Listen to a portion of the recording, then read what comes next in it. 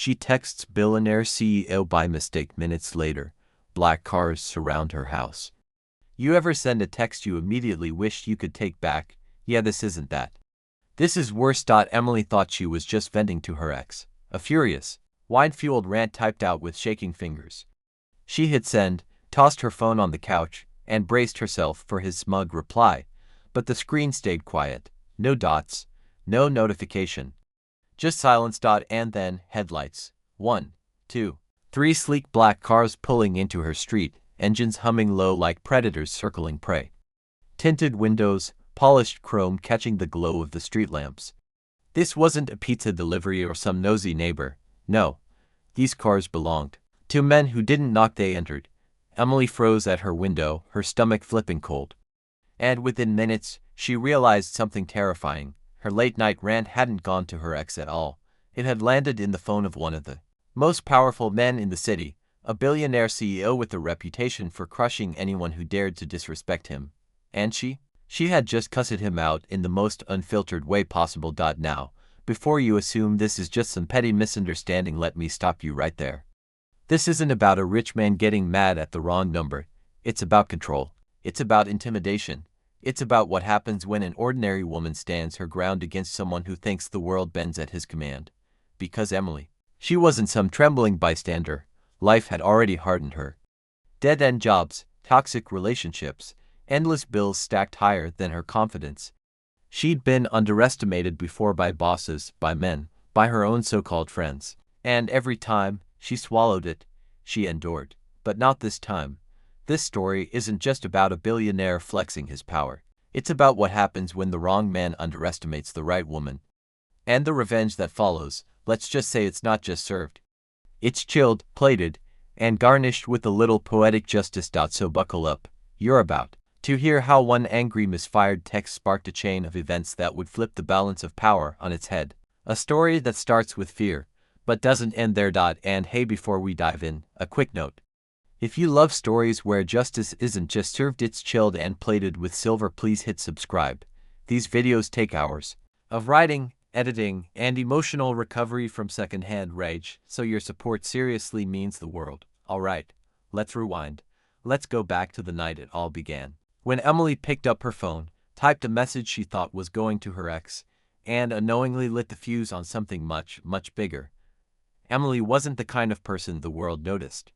She didn't walk into rooms and turn heads. She didn't have the shiny career, the glossy Instagram feed, or the safety net of family money to fall back on. What she did have was a stack of bills that never seemed to shrink, a job that barely covered rent, and a heart that had just been cracked. Again. At 28, she felt like life had left her stranded on the sidelines while everyone else sprinted ahead. And the man who was supposed to be her partner, the one who promised her forever, he'd left her drowning. His name was Derek. On the surface, he was charming, easy smile, smooth talk, the kind of guy who made promises with the confidence of someone who never intended to keep them. For years, Emily believed him, believed in the vacations they'd someday take, the house they'd someday buy, the family they'd someday build. Someday, someday, someday.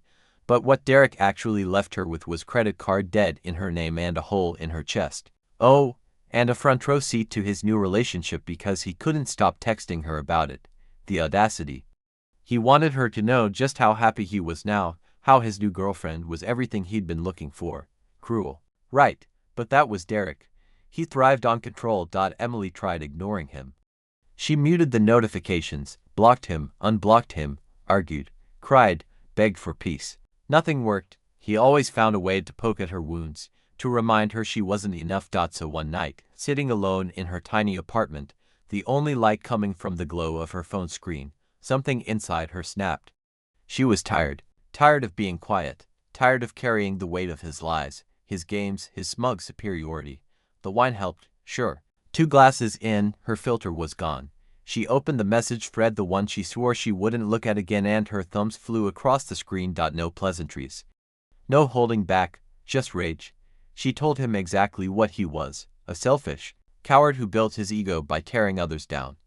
She reminded him of every debt he stuck her with, every broken promise, every moment he left her questioning her worth. She laid it all out in one long, scathing text that was more confession than confrontation. Her chest tightened as she typed the last sentence. You might have fooled everyone else, but you never fooled me. You're nothing without someone else to step on. And then, with a sharp inhale, she hit send. The phone chimed.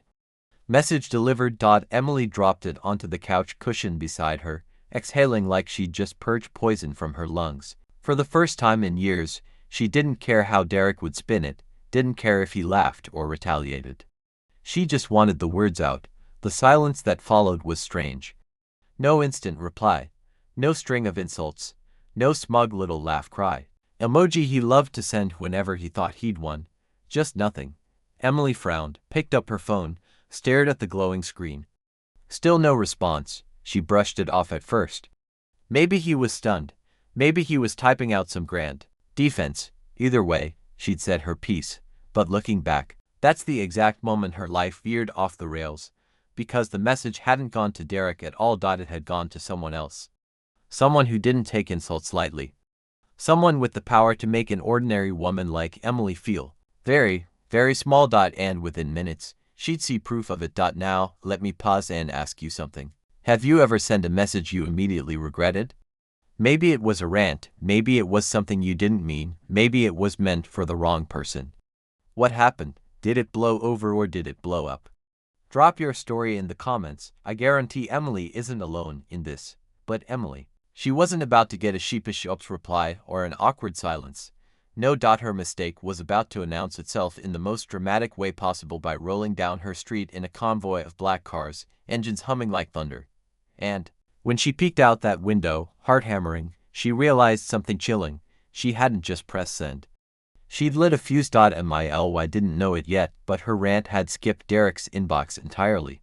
Instead, it landed in the phone of Alexander Drake, the CEO whose name carried more weight than the mayor's. Drake wasn't famous in the paparazzi and magazine covers kind of way. He was famous in the your boss whispers about him like a ghost story way. Ruthless, brilliant, and touchable. His company owned half the tech Emily used every single day, and the other half was trying to keep up. This wasn't a man who was told no. This wasn't a man who got insulted. And yet, sitting in his penthouse office, phone buzzing with an unknown number, he opened Emily's message. Imagine it, the most powerful CEO in the city, scrolling through a wall of fury he didn't ask for. The insults, the accusations, the raw honesty. He could have deleted it. Could have blocked the number, but instead he read every word, slowly, twice. At first, he was insulted. Who dared to speak to him like that? Nobody. Not employees, not competitors, not even board members. Then, intrigued, because the message wasn't flattering, it wasn't groveling, it wasn't begging him for a job, or a favor, or $1. It was someone laying him bare without even knowing who he was. Someone telling him he was nothing without people to step on.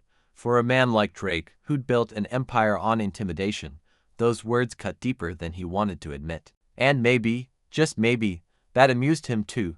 Meanwhile, across the city, Emily was still curled up on her couch, watching reruns with a half-empty wine glass, thinking she'd finally gotten the last word with Derek. She had no clue what she'd just set in motion, because when Alexander Drake decided he wanted answers, he didn't text back. He sent people. The first sign was the sound deep engines idling on her quiet street, too polished to belong to her neighbors. Emily peeked through the blinds and froze. Black cars lined the curb, headlights glowing like watchful eyes. Her stomach dropped. The doors opened almost in unison, and men in dark suits stepped out. Not scruffy, not sloppy, sharp, coordinated. The kind of men who looked like they could either handle your taxes or make you disappear. No middle ground. They didn't knock at first. They just stood outside, scanning the building like hawks. Emily's pulse spiked. She backed away from the window, trying to convince herself this wasn't about her. Couldn't be. But when one of the men looked directly up at her window, adjusted the earpiece clipped to his collar, and spoke into it, her knees almost gave out. This wasn't Derek's doing. Derek couldn't afford Uber Eats half the time. This was something else entirely. And then her phone buzzed. One new message. Unknown number. It wasn't Derek. It was short, sharp, and terrifyingly direct. We need to talk. Now. Emily's heart hammered against her ribs. She typed back, "Who is this?" The reply came seconds later. Alexander Drake. She stared at the screen, blinked, laughed nervously. like maybe this was some sick prank. But when she looked outside again, those men were still there, waiting. The realization hit her like ice water. The billionaire, the CEO, the one who could buy and sell her entire neighborhood without blinking, he was the one she had just unloaded. Years of heartbreak on. And now, he wanted answers. She didn't know whether to laugh, cry, or throw her phone out the window. Emily paced her tiny apartment, muttering under her breath, "This can't be happening. This is insane. I don't even know this guy." But the more she thought about it, the more dread coiled in her stomach. Because powerful men like Drake didn't knock politely. They didn't let things slide. If he felt mocked, insulted, disrespected, she had no idea what kind of storm she'd just invited into her life. Her phone buzzed again. Step outside. Her breath caught. Was this intimidation? Curiosity? Retribution? She couldn't tell. All she knew was that her life had just shifted from heartbreak and bills to something far, far more dangerous. Now, let me ask you something. If you sent a furious text to a billionaire by mistake, would you apologize immediately? Or would you double down, just to see what happened? Be honest. Because Emily, she wasn't sure which option was safer. What she did know was that the men outside weren't leaving. And the billionaire, whose name made boardrooms tremble, was waiting for her. And that's when Emily realized her story was no longer about Derek, or heartbreak, or debt. It was about power, and she was standing right in its crosshairs. Emily's front door rattled with 3 sharp knocks, not frantic, not polite, just firm enough to tell her there was no ignoring this visit. She froze halfway across the living room. Her phone still glowed in her hand with that last chilling text, "Step outside." Her instinct screamed, "Don't do it." But curiosity, or maybe defiance, made her twist the lock and open the door. 2 men stood there, tailored suits cutting sharp lines against the dim hallway light. One was tall, broad-shouldered, with an earpiece curled neatly against his ear. The other carried himself with the eerie calm of someone who never raised his voice but still got exactly what he wanted. "Miss Emily Carter?" the taller one asked. His voice was smooth, almost courteous, but his presence filled the space like a wall. Emily swallowed. "Ah, who's asking?" The second man lifted his phone, screen glowing with her own number displayed across it. "Mr. Drake would like a word." Her pulse jumped. "Drake, as in Alexander Drake?" Neither man answered. They didn't need to. Before she could form another excuse, the taller one gestured toward the street. "The car is waiting." Emily leaned against the doorframe, arms crossed like armor. "What if I say no?" The second man's faint smile didn't reach his eyes. "Then Mr. Drake will assume you have something to hide." It wasn't a threat, not exactly, but it was enough to make Emily's chest tighten. Minutes later, she found herself sliding into the back of a black SUV, leather seats soft under her shaking hands. The men flanked her on either side like shadows, silent and watchful. The city blurred past the tinted windows, neon lights and late-night traffic streaking into a surreal smear. Emily tried to steady her breathing, but every passing block only deepened the pit in her stomach. Finally, the SUV pulled up in front of a tower that looked less like a building and more like a monument. Glass and steel stretched into the sky. Every floor lit like a declaration of wealth and power. Drake's headquarters. Inside, marble floors gleamed under crystal chandeliers. The silence was thick, broken only by the click of her boots echoing against polished stone. No receptionist, no clutter, just space designed to make anyone feel small. They guided her into a private elevator that shot straight to the top. Her ears popped as the numbers climbed, and when the doors slid open, she stepped into a penthouse office that looked more like a throne room. Floor-to-ceiling windows framed the city like a conquered kingdom. And there he was, Alexander Drake. Tall, impeccably dressed, posture sharp as the edges of his tailored suit. His presence was heavier than the room itself, like gravity bent around him. He didn't stand to greet her. He didn't need to. "So," he said, voice low and even, "you're the woman who thinks I'm nothing without people to step on." Emily's throat went dry. "That wasn't meant for you." His lips curved in something between a smirk and a snarl. "And yet, it arrived here, on my phone, at 2 in the morning. He leaned back in his chair, steepling his fingers. "Most people beg for my attention. You insult me instead." She forced herself to meet his gaze, even though every instinct screamed at her to look away. "I wasn't talking about you. That's irrelevant," Drake replied smoothly.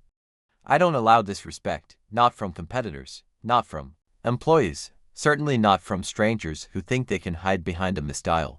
Her voice shook, but she didn't back down. Then what are you doing? Dragging me out of my apartment in the middle of the night to, what, scare me? The silence stretched. Drake finally stood, circling her like a predator testing its prey.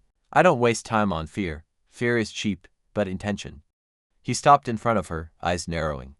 You meant every word of that message, didn't you? Emily clenched her jaw. Yes, something flickered in his expression, annoyance, maybe admiration. She couldn't tell. And that uncertainty was worse than outright rage. Drake stepped back, his tone cool and deliberate. I don't believe in accidents. If a message like that finds me, it's because I meant to read it. So, Miss Carter, I intend to find out why. Emily's stomach twisted. Because in that moment, she understood something crucial. This man wasn't just angry, he was planning something. Now let me ask you, if you were standing in Emily's shoes, facing a billionaire who could crush you with a single decision, would you fight back, or play it safe? Emily expected Alexander Drake to crush her. That's what men like him did. They silenced people, erased them, left no trace of defiance behind. But instead of immediate destruction, he kept her close. Meetings, conversations, subtle questions laced with quiet threats. At first, she thought it was punishment, a game of intimidation. But the more time she spent in his orbit, the more she realized something startling. His empire wasn't flawless. It only looked flawless, like glass polished until you couldn't see the cracked spider webbing beneath. The first crack appeared in a boardroom. Emily had been dragged along to a meeting she didn't belong in, seated off to the side while Drake commanded the table. He barked numbers, ordered strategies, cut off anyone who dared to contradict him. On the surface, he looked in control, but Emily noticed the way his executives exchanged glances when he spoke. How their pens stilled mid-note, how their silence wasn't respect but resignation. They weren't following him out of loyalty. They were following him because fear was cheaper than fighting. The second crack appeared in private. Late at night, in that glass-walled penthouse, Drake poured himself a drink and left his phone unlocked on the table. Emily hadn't meant to look, but when the screen lit up with notification after notification, she couldn't ignore it. Lawsuits, investigations, journalists digging into contracts that didn't quite add up. He wasn't untouchable. He was balancing on a throne built from secrets, and it was swaying. And the third crack. That one was personal. One evening, Drake had been pacing, venting about a deal that slipped through his fingers. His mask slipped just long enough for Emily to catch a glimpse of something ugly. Not power, not control, but insecurity. The fear of being outplayed, the terror of losing the empire he'd built on intimidation. Emily tucked these cracks away. Like puzzle pieces. She didn't have money. She didn't have connections, but she had eyes. She had patience. She had intelligence, and intelligence, she realized, could be sharper than any bank account. So she started small. She asked questions, not bold ones, just casual curiosity. Why did the board shut down that proposal? Why does your CFO never speak in meetings? Harmless enough, but she watched his jaw tighten with every answer he didn't want to give. She listened, too. To the assistants who whispered in elevators, the drivers who thought she wasn't paying attention. She collected fragments of conversations, like loose threads, weaving them into a picture only she could see. And little by little, she noticed something else. Drake wasn't the hunter anymore. He was distracted, paranoid, stretched thin. The intimidation games that once left her breathless with fear, they stopped working, because now she saw the truth. He wasn't omnipotent. He was fragile, arrogant, enough to think no one would ever challenge him, entitled enough to believe his empire would last forever. That arrogance was her opening. Emily didn't lash out. She didn't scream, or threaten, or run to the press. That's what he would expect: noise, chaos, desperation. Instead, she was quiet, calculated. She let him believe she was intimidated, nodding when he spoke, playing the part of the woman he thought he'd broken. Meanwhile, she was documenting, recording, filing away every inconsistency, a careless comment here, a suspicious contract there. The way his right-hand advisor winced whenever Drake signed off on something he clearly shouldn't. Emily became a shadow in his empire, overlooked, underestimated, and therefore dangerous. And with every discovery, her confidence grew. She no longer saw herself as the heartbroken woman who sent the wrong text. She wasn't Derek's victim anymore. She wasn't even Drake's pawn. She was something else entirely, the quiet architect of his unraveling. But here's the thing. Playing the long game takes patience most people don't have. So let me ask, do you think intelligence beats money in the long run? Why or why not? Drop your thoughts, because Emily's strategy wasn't about quick wins. It was about timing, about letting arrogance dig its own grave, Drake's headquarters. Because the more Alexander Drake flaunted his control, the more reckless he became. He dismissed legal threats. He mocked competitors. He ignored his board. Every decision, every smug smile, was another crack in the glass. And Emily, she was there, watching, waiting, knowing eventually the weight of his own empire would do the work for her. She didn't have to swing the hammer. She just had to be there when the glass shattered. But here's the twist. Drake started noticing her. Her silence unsettled him. Her calmness in the face of his power, it gnawed at him. He was used to fear. He was used to trembling apologies and desperate pleas. Emily gave him none of that. Instead, she gave him questions he couldn't answer and a steady gaze that told him she wasn't as breakable as he thought. And that, ironically, made her dangerous. Because when a man like Alexander Drake feels his control slipping, he doesn't back down. He digs in. He schemes harder, which is exactly what he started to do. And Emily realized something chilling. This wasn't over. It wasn't just about a misfired text anymore. It wasn't even about intimidation. It was about a man who couldn't stand to lose. And he wasn't planning to. Not without a fight. For weeks, Emily had been nothing more than a shadow in Alexander Drake's empire, watching, listening, collecting the cracks he refused to see.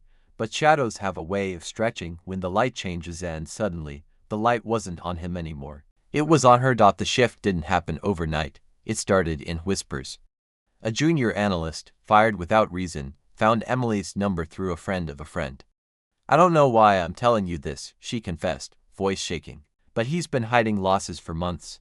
Then a driver, tired of late-night tantrums and unpaid overtime, pulled Emily aside. "You didn't hear it from me, but the man you're dealing with, he isn't as bulletproof as he acts."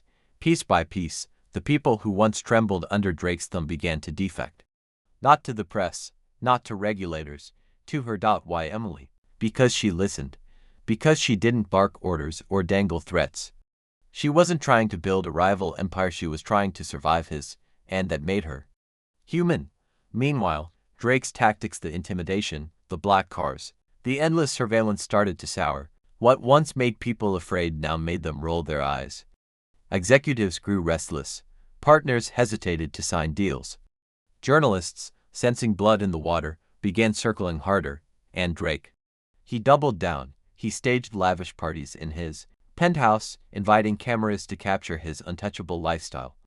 He posted staged photos of charity donations, his hand hovering awkwardly over oversized checks. He barked at subordinates, forced smiles for investors, and poured money into PR campaigns that no one bought. But here's the thing about power: once people see the strings, the puppet show loses its magic. Emily didn't even have to expose him. He was unraveling all on his own. She noticed it most in his eyes. At first, they had been sharp, predatory, like a hawk circling above prey. But as weeks turned into months, they grew restless, paranoid. He stopped sleeping. He snapped at small mistakes, and every time Emily sat across from him, silent and composed, his jaw tightened like he was daring her to break the act first. He wasn't used to resistance, and he sure as hell wasn't used to losing. That was her advantage. One night, during yet another tense dinner in that sterile glass penthouse, he finally cracked. "You think you're clever," he sneered, swirling his drink. "You think I don't know what you're doing. You're waiting, watching, like the others. But you'll fold. They always fold." Emily didn't flinch. She set her fork down, met his eyes, and said nothing. Silence, in that moment, was sharper than any retort. Because here's the truth: Drake wasn't wrong. Most people did fold. They bent under pressure, traded dignity for safety. But Emily had already lost everything worth taking. What could he possibly threaten her with now? And that terrified him. While he scrambled to maintain control, Emily's quiet resistance grew roots. The analyst shared files. The driver shared schedules. A former executive slipped her recordings of boardroom meltdowns. Allies weren't storming the gates, they were handing her the keys. And she didn't even ask for them. That's when it hit her. She wasn't just surviving anymore. She was winning, not because she had more money or more muscle, but because she had patience. The billionaire was too busy trying to patch leaks in his empire to notice the storm rolling in. And let me ask you this: who do you think has the upper hand here, Emily, armed with nothing but intelligence and timing? Or Alexander Drake, with billions at his disposal, but no one left to trust? Think carefully. Because this is where the tide turns. By the time the first article dropped, Drake's PR machine was already limping. A reputable paper published a piece on the cracks in Drake Industries. Nothing too damning, just enough to spark curiosity. Investors called, clients hesitated, and Drake's temper flared in ways even his inner circle couldn't ignore. Emily watched from the sidelines, steady and unshaken. The black cars still lingered outside her apartment, but they no longer scared her. They looked desperate, like stage props in a play that was losing its audience. The man who once seemed larger than life was shrinking in real time, and the world was starting to notice. Drake had built an empire on fear, but fear is fragile. Once people see it for what it is, it crumbles. Emily didn't have to scream his secrets from rooftops. All she had to do was stand her ground and wait for everyone else to realize the truth. The intimidation game was over. The power shift had begun. The moment finally came. Not with fireworks. Not with a dramatic showdown in some courtroom or boardroom. No, Emily's plan unfolded quietly, almost elegantly, like the last domino tipping after weeks of patience. It started with a file. Just a single folder, slipped to her by someone who had once sat at Drake's right hand. Inside, proof of what she'd long suspected: cooked numbers, phantom accounts, money shuffled in and out like a shell game. Evidence that his empire wasn't indestructible, it was hollow. Emily didn't send it to the tabloids. That would have been too easy, too messy. Instead, she sent it to the people who mattered most in Drake's world: his investors, the men and women who didn't care about his ego, his image, or his intimidation. They cared about numbers. And these numbers told a story of lies. By the time Drake realized what had happened, it was too late. Board members pulled their support. Deals evaporated overnight. Lawyers began circling like vultures, each one holding a piece of paper sharper than any blade. His fortress of glass and steel started to crack, not from an outside attack, but from the inside out. And Emily, she didn't run. She didn't hide. She walked into his office one last time, head high, unshaken. Drake was there, hunched behind his desk, tie loosened, rage simmering in his eyes.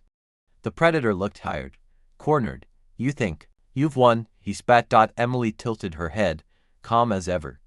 "I didn't have to win. You beat yourself. I just gave the truth a little nudge." His jaw clenched. He was a man used to power, but for the first time, he had no weapon sharp enough to cut her down. Silence filled the room, heavy and final. Then Emily turned to leave, her voice steady as stone. Sometimes, the smallest voice can bring down the loudest giant. She didn't wait for his reply. She didn't need to, because the story was already out of his hands. That night, the city skyline still glittered, but for Emily it looked different. Not like a kingdom belonging to one untouchable man, but like a place where even someone small, overlooked, underestimated, could fight back and leave a mark. And for Alexander Drake, his black cars no longer prowled her street. His empire, once untouchable, was bleeding out in plain sight. Emily had proven something he'd never understood. Money can buy silence, control, fear, but it can't outlast persistence. In the end, she didn't need wealth to win, just resilience. Just the courage to stand her ground when no one else would, and that was enough. Months passed, seasons shifted, and little by little, Emily's life transformed. The first change was subtle silence.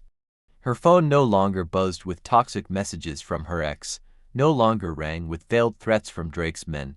The black cars disappeared from her street, and for the first time in years, she slept through the night without waking to check the locks twice.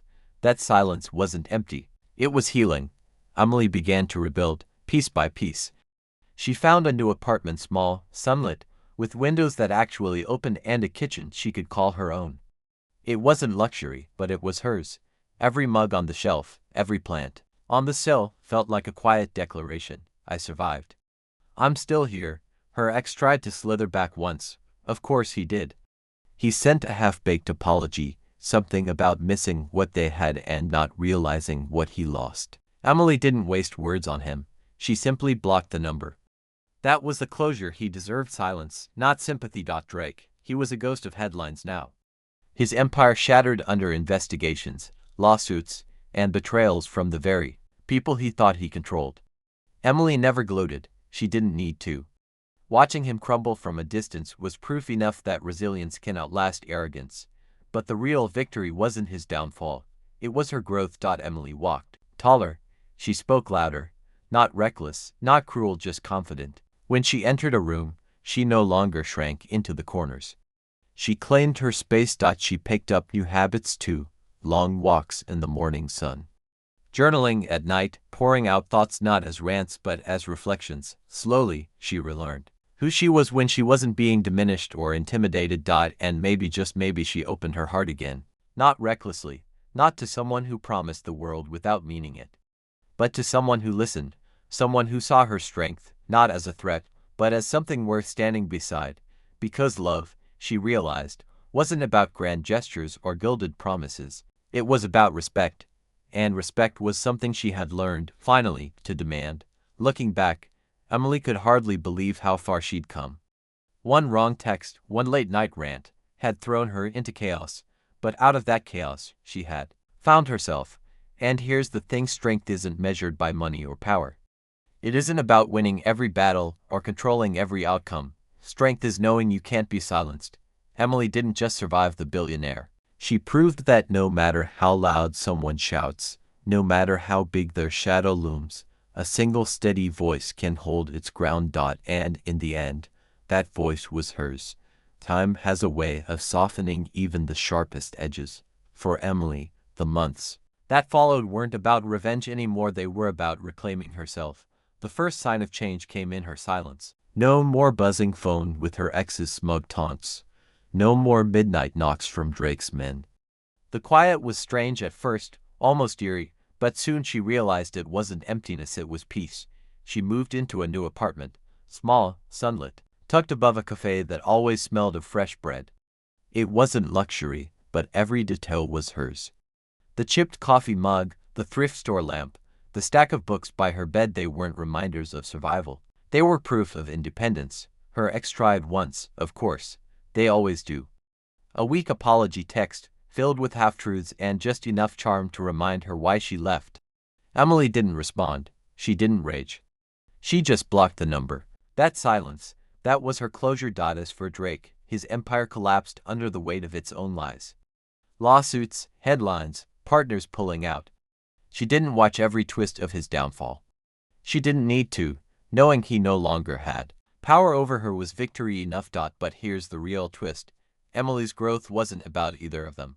It was about her. She learned to stand tall, to speak without flinching, to stop apologizing for existing. She found joy in the little things: sunrise walks, laughter with friends, even the idea that love, someday, might find her again. Not reckless love, not transactional love. Real love, rooted in respect. Emily didn't come out of this story rich. She came out resilient. And that's worth more than anything money could buy. Because in the end, strength isn't about money or power. It's about knowing you can't be silenced. And that's the story of Emily, the woman who sent one wrong text and ended up rewriting her entire life. Think about the irony. A single misfired message, meant as an angry rant to an ex, landed in the phone of a billionaire who thought the world bent to him. Instead of breaking her, that mistake became the spark that set her free. She didn't just survive intimidation. She dismantled it. She proved that power without integrity crumbles, and that resilience beats arrogance every single time. And maybe that's why her story resonates so deeply. Because haven't we all had moments where we felt small, overlooked, outmatched? Emily's story reminds us that sometimes, all it takes is one act of courage, one steady refusal to bow, to change everything. So let me leave you with this: money may buy comfort, power may command fear, but true strength is knowing your voice matters, no matter who tries to silence it. If you found this story as cathartic as I did, please hit like, leave a comment, and subscribe. These videos take hours to write, edit, and honestly, recover from. The secondhand rage is real. Your support helps us keep bringing stories like this to life, and trust me, we've got plenty more where this came from. Until next time, stay strong, stay kind, and never forget the smallest voice can still bring down the loudest giant.